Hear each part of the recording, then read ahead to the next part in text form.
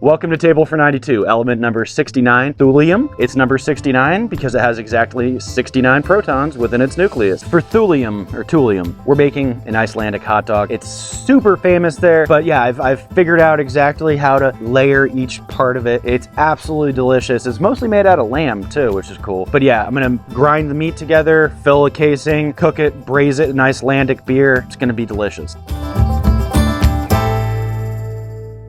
We're still in the lanthanide elements, those ones that go from 57 to 71 and have their own little separate box at the bottom of the periodic table. We hear a lot about these elements nowadays because how important they are, how important they've become in just the last couple decades. Like in modern technology, from the internet to laser medical treatments for cancer and other ailments, and the strongest magnets in the world that are used in all sorts of technology, especially in your phones. That's the speakers, that's all the lanthanide elements or the rare earth elements. A lot of the rare earth elements are used in military applications, which is one of the many reasons the US and other countries are ramping up domestic production of rare earths. Like China right now produces something like 93% of all rare earth elements in the world. If you've listened to this show, which I'm sure you have in previous episodes, you would have heard it's mostly because the rare earth elements weren't that useful until modern technology took off. Like right at the same time China was opening up its economy to the rest of the world, kind of back in like the 70s, they dominated manufacturing of pretty much, everything since then, but especially the rare earth elements. So the history of the pylsur hot dog in Iceland is pretty interesting. For a long time, Denmark controlled Iceland, and in the early 1900s, the idea of a hot dog was kind of brought to Iceland through the Danish influence. But in Denmark, it's mostly pork, whereas Iceland, it's not big on pork. It's a kind of volcanic island, so they have a lot of lambs instead. So that became the base for the hot dogs. But it was really in like the World War II era, the pylsa became really popular. The first Bjarne's Bestu pylsur hot dogs, Icelandic is difficult. It opened in 1937, so right before World War II started in Europe. In 1940, the Nazis invaded Denmark and Norway, and the British were concerned that Iceland, kind of off in their frontier, would be taken as well, so they decided to invade Iceland, without asking for permission, as the British Empire had done many other places. So the next year, in 1941, the British needed their troops elsewhere in the world. It was a world war after all. And they asked the Icelandic government if they mind if America took them over. And Iceland said, no thank you. And, not like Britain was really even asking. So Britain gave control of Iceland to the Americans in July 1941, 5 months before we actually entered the war. That's pretty interesting to me. Like, I didn't know that. There's all this debate in history about if the US was gonna enter World War II, we were a neutral country. Well, this kind of shows,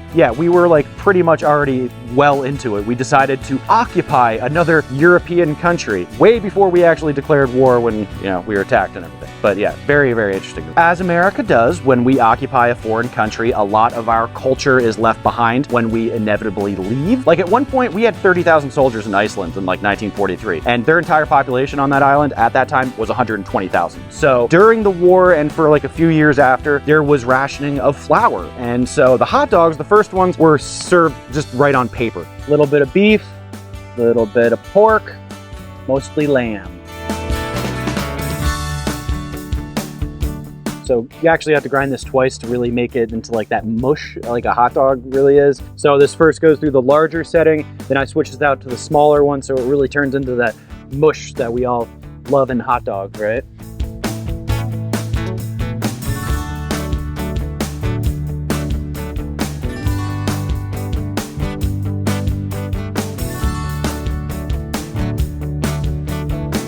So yeah, this is the gross part.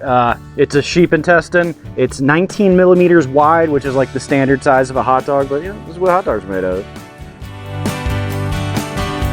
Tie off the end. The last thing is you gotta cut a tiny hole at the end so, it doesn't create suction, essentially. You're allowing air to escape.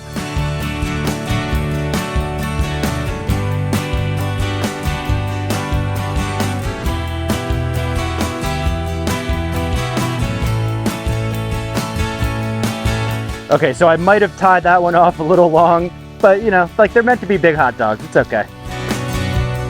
Thulium is not as important as the other rare earth elements, like scandium, for example. Super important. I mean, it's still used in stuff, but you know, for a long time, thulium was kind of known as being useless. One science writer actually wrote, the most surprising thing about it is that there's nothing surprising about it. So yeah, nowadays thulium's most important use is in small X-ray machines, like the ones at the dentist office. But thulium has an unstable thulium-170 isotope that has a rather short half-life, only 128 days, and has soft X-rays and gamma rays, which makes it pretty useful in those like small X-ray machines. But it's really cesium-137 that still dominates the market. So the thulium X-rays probably aren't going to overtake the cesium ones, but you know, they are still used from time to time. There's this whole thing about rare earth elements not actually being all that rare. They're just difficult to extract. Like, well, thulium is the rarest of the rare earth elements, actually. So it's number 62 out of 92 of the naturally occurring elements in Earth's crust. But still, it's actually way more abundant than like gold or silver. So that just kind of shows you how rare this stuff actually is. About 50 tons of thulium is mined every year, so not that much, you know, for comparison. About 2,500 to 3,000 tons of gold are mined each year, which makes sense. Gold is shiny. It looks cool.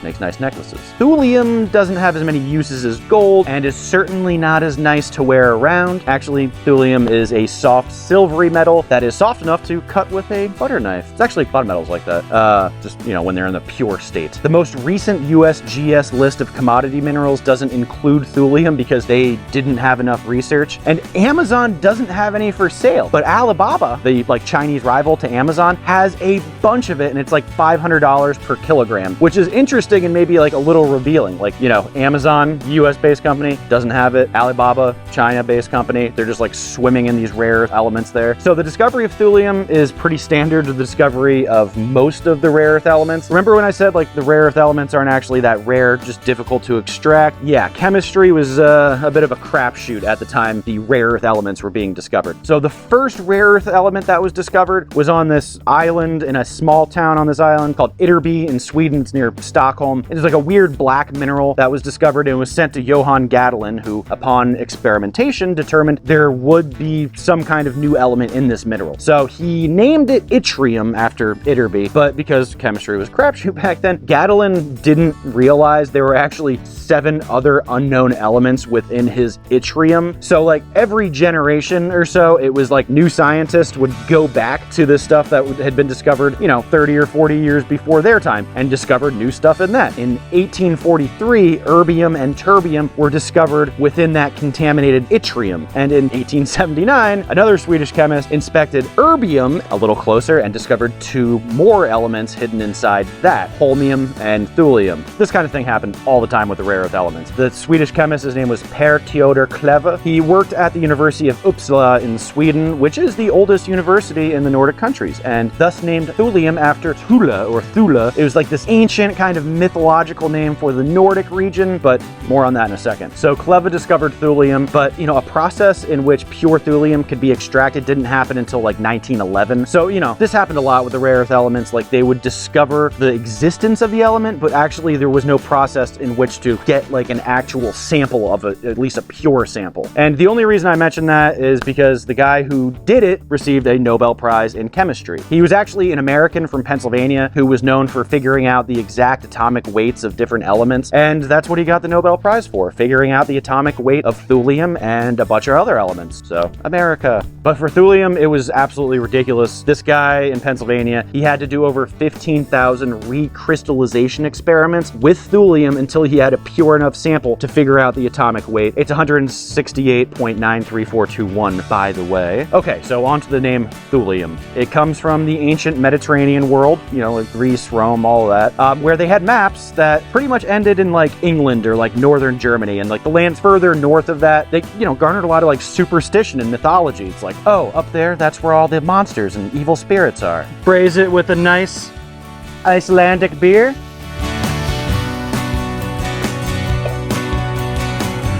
Pliny the Elder, during the Roman Empire, said it was a 6-day sail north of England, putting it in the vicinity of Iceland today, kind of. But, you know, some have argued Thulium was really referring to Ireland. Others described it as being like different places all over the Nordic countries. So, you know, Thule was kind of used as like a pan-Nordic title. Actually, no one even lived in Iceland during the time Pliny the Elder was talking about it. Like, people only came to Iceland in like the 1800s. First by priests, then by Vikings. Vikings loved screwing over priests. It was like one of their favorite things to do. So yeah, and then the Nazis had to ruin it. Thule was the mythological land where all the pure Aryans come from, which is not a real place. The Nazis are dumb. And yeah, the whole definition of Aryan is stupid and based entirely on prejudice. Nazis suck, man. They suck. So there's a stupid secret society called the Thule Society that kind of like preceded the Nazis in like early 1900s Germany. And it kind of like forever tied Thule to the Nazis. It's kind of like a Nazi dog whistle today. If you hear people calling Thule, you know, it might not be someone you want to hang out with. But yeah, I know it's funny though. It's a kind of a weird choice for the roof rack company to name it, but they formed in 1942 in Sweden and probably didn't know about like the association quite yet. I hope so. I just really want to expose my frustration with how many otherwise like really interesting things the Nazis ruined with their weird, sad little racial club. J.R.R. Tolkien from Lord of the Rings, he put it the best, talking about World War II here. I have in this war a burning private grudge, which would probably make me a better soldier at 49 than I was at 22, against that ruddy little ignoramus Adolf Hitler. For the odd thing about demonic inspiration and impetus is that it in no way enhances the purely intellectual stature. It chiefly affects the mere will, ruining, perverting, misapplying, and making forever accursed that noble northern spirit, a supreme contribution to Europe, which I have ever loved and tried to present in its true light. So yeah, he's calling out the Nazis for ruining perhaps the inspiration to some of the Lord of the Ring characters and stuff. And yeah, Nazis ruined so much stuff. Now they're back.